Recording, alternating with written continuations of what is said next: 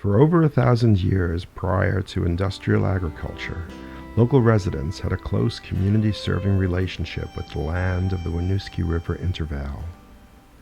That relationship was almost lost during the course of the 20th century, as the value of farming was marginalized in our post-industrial society. Over the last 25 years, however, a new kind of cooperative farming, grown organically of an economy and an ecology that serves local needs, has fostered a renewed appreciation of the relationship between ourselves and the Intervale land. Through this process, the land itself has been reborn.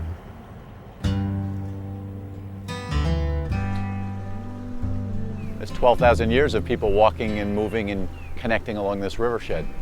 And we know that that connection is ancient. As you look at Burlington's history, you'll see the important role that agriculture played in it.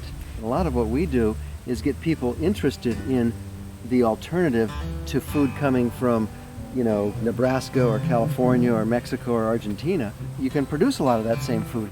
The Intervale had beautiful soil, and it should be used for agricultural purposes. The Intervale land is the greatest capital asset. We are describing a fascinating transition in the past 20 years of a few people using the Intervale to a mass migration of people now using the Intervale in a whole new way. Well, I see the Intervale as a very special place. It's a place to gaze at stars at night, to take a walk at 6:30 in the morning and see a river otter or a fox, or talk to the farmers, buy food, pick a melon warm from the fields. It's just a very special place, right 5 minutes from the center of the city, where you can come and be in the farms, be connected to the land, to the water, to the earth. And there are more and more people out there who are really concerned about what they ingest. And they're very concerned about the foods that they're eating, and they're going more and more to organic. And I think that trend will continue.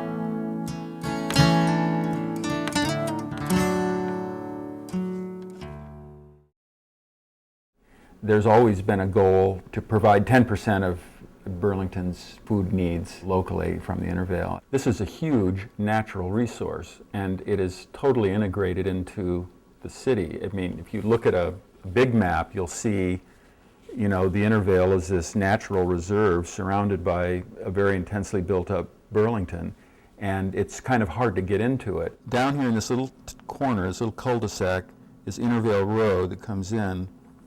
There's Gardner's Supply, there's the Calkins Farmstead, there's the McNeil plant, and the gateway that we're trying to open up is right here, and this is almost the only way to get into the Intervale. But it seems like whenever we make a move down in this tighter little campus area, we're thinking about this sort of big picture at the same time. When John did this drawing 11 years ago, it was like, this could never happen. And even today, if you look at the picture of what we have out there in 2004, it's not quite this, but it's actually a lot closer. Living in a house out on back road on the mountain, about a mile past where the tar road turns to dirt. When I was a kid growing up 40 years ago, this was the wasteland. The city had turned its back on the Intervale, and what was once fertile lands that were the breadbasket of the community became really a wasteland. And if there was a some sort of illicit drug dealing, that might be where it occurred, or if you had a car that you wanted to junk or a refrigerator that you wanted to dump, that was a good place to do it. Will Rapp came forth with this vision about how this area could be restored, renewed, rejuvenated, and how it could become an important part of Burlington. So I first began working with Will when I was Community and Economic Development Director of the City of Burlington in the 80s. There have been for years discussions concerning this property, and the protection of it is the highest priority. And whatever uses that we bring down here have to be compatible with the preservation of it as agricultural lands and as a natural place where you can get away from the rat race of downtown Burlington and come here and be with nature and be with the soil.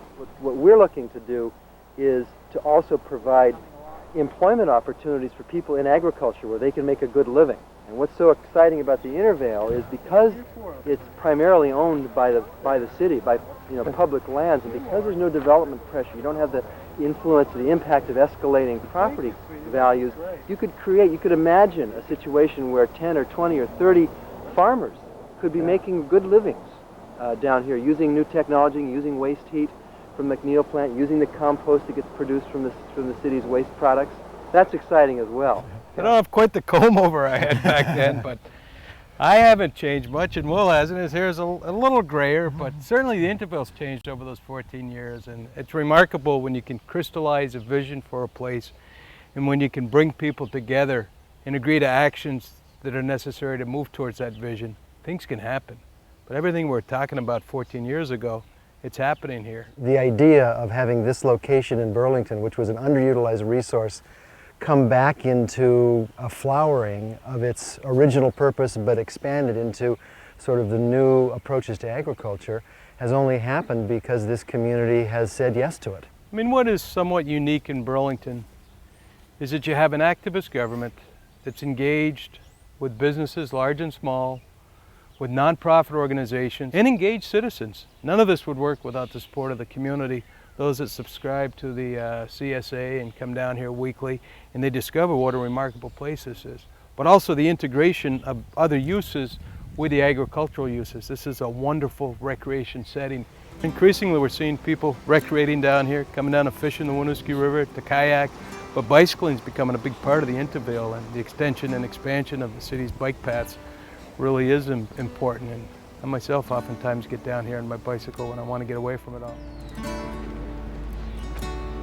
I first came to the Intervale when I showed up for work in the new building that had been built there.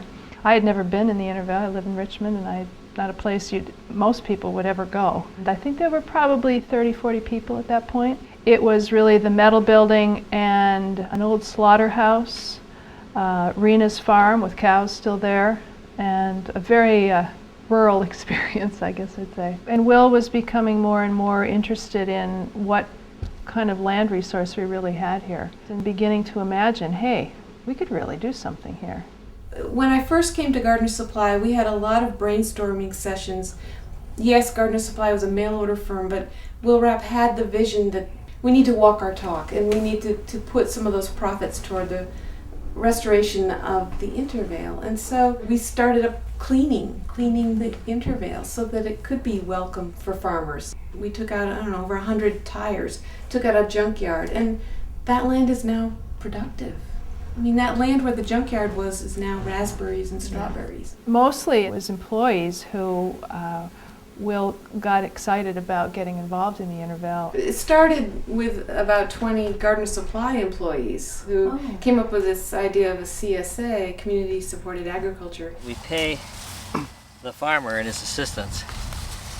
We pay him an annual fee, and then he does the farming, and they pre-pick some stuff, and some stuff is self-pick. You're interacting directly with the farmer on a weekly basis, and you're picking it up the day it was picked. The farm is the largest CSA in the region in New England, certainly the largest in Vermont. And Vermont, in relation to our population, has more CSAs per capita than any other state. But the fact that the Intervale Community Farm has thrived so well in Burlington, I think is because we've been adaptable. In the early years of the farm, we had a work requirement for 92 and 93. Based on share size, small, medium, or large, we asked people to work 6, 12, 18 hours. Most people didn't. They never got to it. They felt guilty. We felt bad calling people. So in 94, we ended the work requirement. It was a celebration. Everybody signed up. We had a waiting list. So we adapted. The folks at the Compost Project have really fine-tuned the product. But 15, 16 years ago, it was very experimental. It was too hot one year and didn't mix up the other year, and too sandy. It went hand in hand with the evolving farming, because all the farms in the Intervale then started getting a supply of compost for a fraction of the cost that could have been gotten elsewhere. So it's another example of some visionaries. You and others sat around and said, yeah, we need compost. Now it's a world-class product that's trucked 2-3 hours away. In spring of 1980, we broke ground, and I ordained, so to speak, out of my own commitment, the first organic community garden site in the city of Burlington. Some people said it was a little premature, and maybe people weren't ready to enlist in one particular form of gardening, but people came out of the woodwork like ants out of an anthill. We had about 40 community garden sites, I believe, that very first year.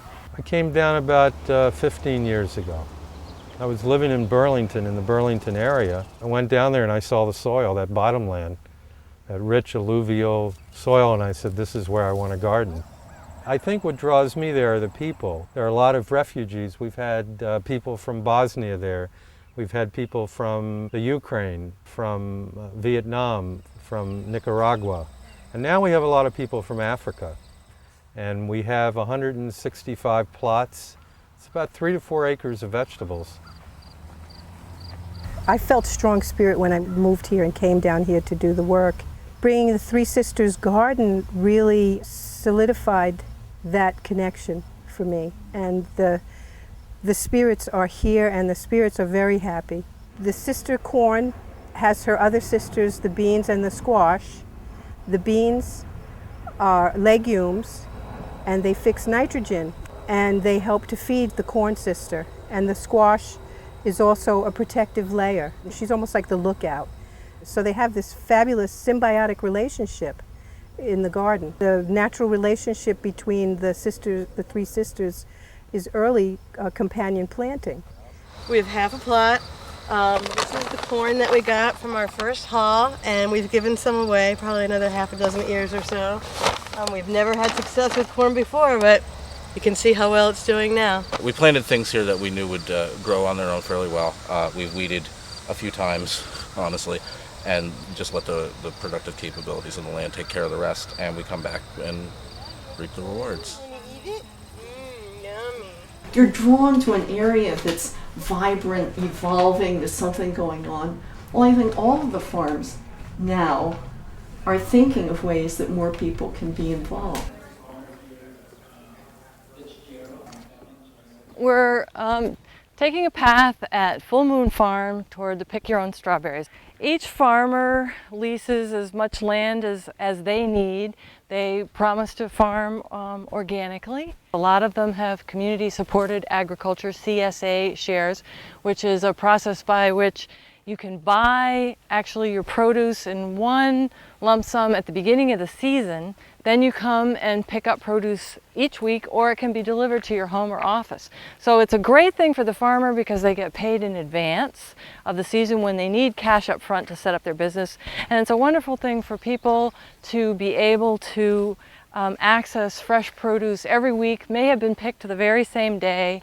You can see there's a lot of corn, sweet corn growing here, strawberries, every kind of vegetable you can imagine. So these wonderful organic strawberries, right, growing just a mile or so from Church Street, and you can come down and pick your own. Rachel and David also include these strawberries in their CSA. They sell them at farmers markets. Along with all their produce, it's part of what happens here at Full Moon Farm. When I first started farming, I was growing about 2 acres of vegetables on about 5 acres of land. And in those 5 years, I've expanded to 10 acres of production on 16 acres of land.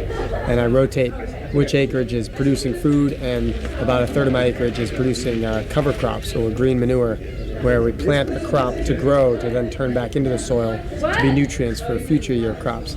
I love hard work. I love the mental challenge of always having new challenges, new puzzles to solve, new issues to resolve. You know, it's a nice reward. Every day you see the results of your work. Either a bed is weeded or a bed is planted or you've harvested some crop. Every day you have a tangible result, and that's something that really is very satisfying about farming for me.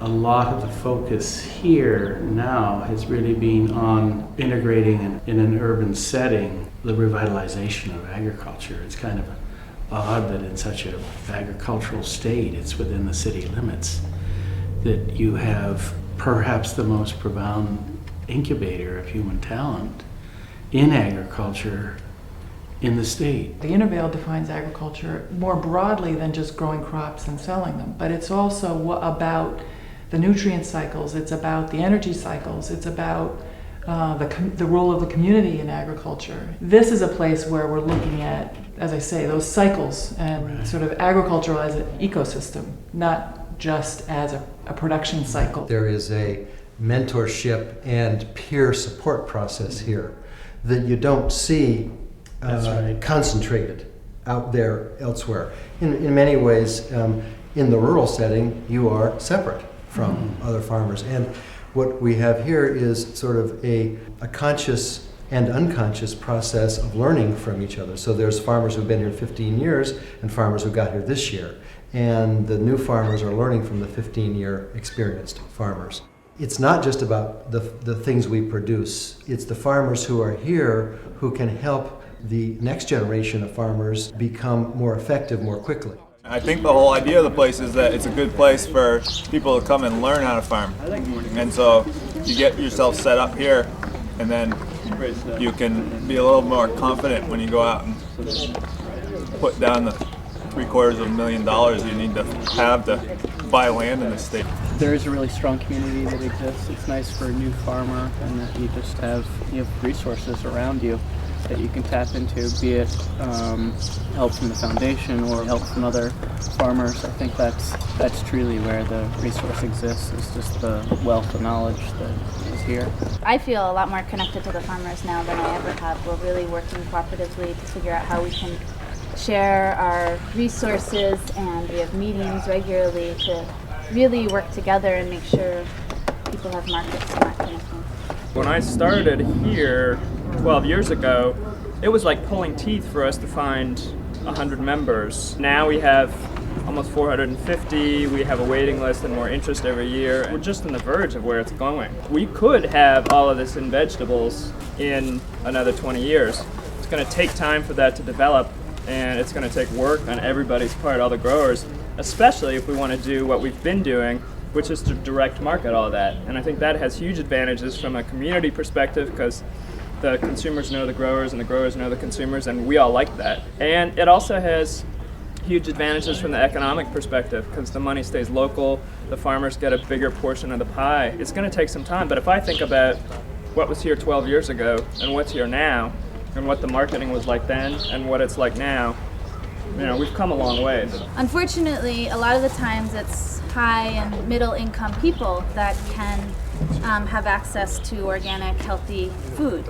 And I think there's a lot of projects going down at the Intervale that are really trying to get over those issues of classism. Intervale Community Farm gives subsidized shares, and they have work trades and that kind of thing. The last couple of weeks we've had a dozen people come and they reclaim food that we couldn't sell, and they harvest it, and that food gets distributed to over 30 social service organizations. So it's a way to make sure that all people are having access to food, and I think we all have to work on that issue more. And we also have a low-income farmers market in the Old North End, which is great. All the prices are reduced and all the farms there are organic. The Intervale has become more diversified and hopefully can become more diversified, and not only in what we're producing but also how we're marketing it, like either through different kinds of wholesale markets, reaching out to different restaurants or stores, or through CSAs, or through different farmers markets that we're establishing around town. As more people become involved, it's necessary for us to find different ways to grow and different things to produce and different ways to market them.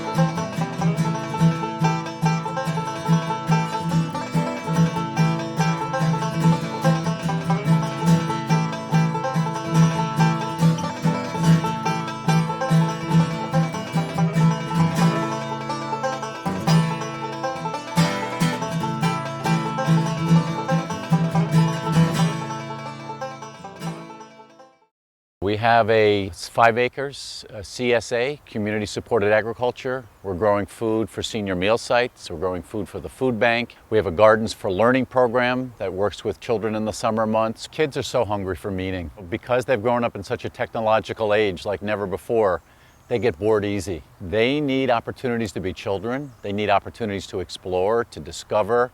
Through food, through a garden, through working side by side with a farmer, they learn lifelong lessons. We need to make sure that children are getting this. And the best way to get it is through a garden, through going down and working with a local farmer, through eating the local food that they grew. That's powerful for a child. Because when they grow it and tend it and care for it and harvest it and cook it and eat it, it's full circle for them. I think Vermont is one of those perfect places that still has a real deep connection to place and could provide this living example of how do we re-inhabit these environments, these communities, in a deep way. You know, organic farming is a lot of things. It's a system of production and production rules, but it's also a philosophy of stewardship for the land. And I know in Vermont, we have about 20% of our acreage, of agricultural acreage, is organic. And that is many times higher than any other state in the country. Most states have 2, 3, maybe 5% organic at the most. You can switch from regular farming to organic farming over a period of time.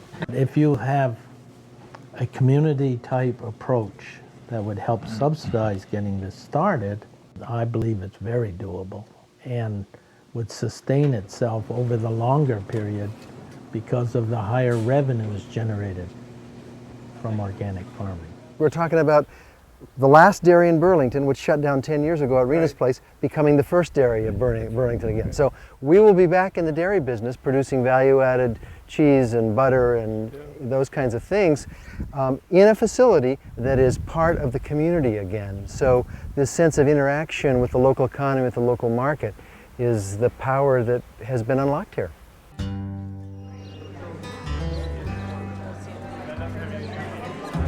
This barn was actually moved from across the street. It was part of the Howe farm, and it was built in the 1860s, actually from the components of 2 separate barns put together. And it was moved here to be part of the farmstead and be part of this community center that we're building here. And it actually is a place where we believe the community can come and interface with the farmers, with some of the conservation efforts, with some of the exciting things that we're doing in support of farming here, and really learn and begin their experience with the Intervale in this lovely space. This is our first year. We're starting out with music and food from the farms and speakers coming down here to talk about bees in the Intervale or medicinal plants in the Intervale or birds or wildlife. The potential is huge for this to be a community gathering place. I think there'll be a lot of people who will interface with the Intervale through this barn and this farmstead. All is possible in the future. An organic food processing center, a year-round public market, a micro dairy, and farmers who are respected community members earning a decent living. All that we have to do is continue to build bridges to a more sustainable future through social enterprise that will create stronger local economies and healthier communities. Throughout America and all around the world, there are intervales to be reclaimed, renovated, and rejuvenated. The great dream of Burlington's Intervale is to plant seeds for intervales everywhere.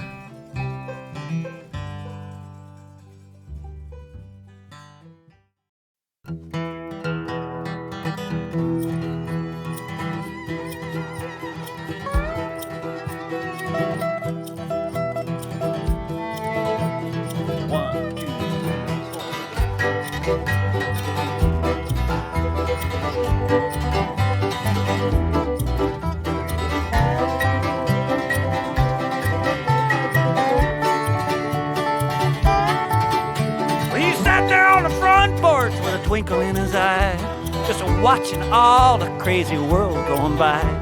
The businessmen, they'd all come around and say, you ain't gonna get too far in the world that way. He said, I ain't got far to go. My favorite station's playing on the radio. Anything I ever needed, I could always find. Just closing my eyes and watch what crosses my mind. He said, I ain't got far to go, like a whisper in the sea. What I consider Intervale goes all the way up to Montpelier. That agricultural land needs to be preserved and utilized for agriculture, and I think the community, Vermont community, will support this.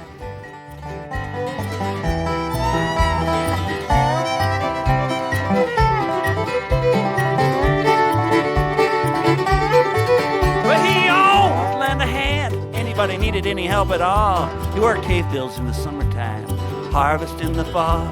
The businessmen, they'd all come around and say, you ain't gonna get too far in the world that way. He said, I ain't got far to go, like an old horse in the clover, moving real slow, like a raccoon in the cornfield with no dog in sight, like an old bear fast asleep on a midwinter's night. He said, I ain't got far to go, like the whisper in the cedars when the wind begins to blow, like a wave on the water cresting for the shore, like an old man coming home reaching for the door. I ain't got far to go. Oh, you ain't gonna get too far in the world that way. I ain't got far to go. Oh, you ain't gonna get too far in the world that way. One more time. I ain't got far to go. I ain't got far to go.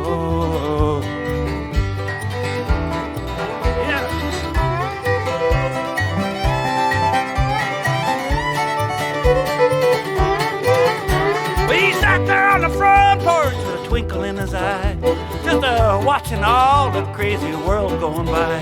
All his redneck buddies and their wives and kids, and an old horse from down the way, an old man with his coon dog, and they all began to sing. They said, I ain't got far to go.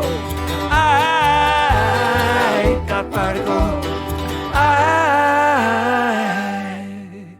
I ain't got far to go.